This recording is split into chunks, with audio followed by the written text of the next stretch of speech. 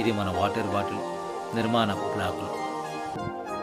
PET లేదా polythene టెరిప్లైట్ అనే పదార్థాలతో తయారు చేయబడతాయి. ఇది సురక్షితమైన మరియు రీసైక్లింగ్ చేయగల ప్లాస్టిక్. ఈ గుళికలను ఇంజెక్షన్ మెల్డింగ్ మిషన్ అనే పెద్ద యంత్రంలోకి పంపిస్తారు. దీన్ని ఒక రకమైన పెద్ద వఫేల్ ఇనుము అనుకోండి. ఇది గుళికలను కరిగించి ఒక అంచులోకి పంపుతుంది. ఈ అంచు టెస్ట్ ట్యూబుల ఆకారంలో ఉంటుంది. పైన వెడల్పుగా ఉంది, మెలితిరిగే మెడతో ఉంటుంది. దీనినే ప్రీ ఫోమ్ అని పిలుస్తారు. ఇది సీసా తన తుది రూపం వైపు తీసుకునే మొదటి అడుగు.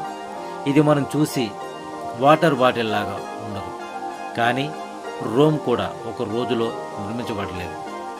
ఇప్పుడు ఫ్రీ ఫార్ములాను ఒక నిర్దిష్ట ఉష్ణోగ్రతకు వేడి చేస్తారు. దీనివల్ల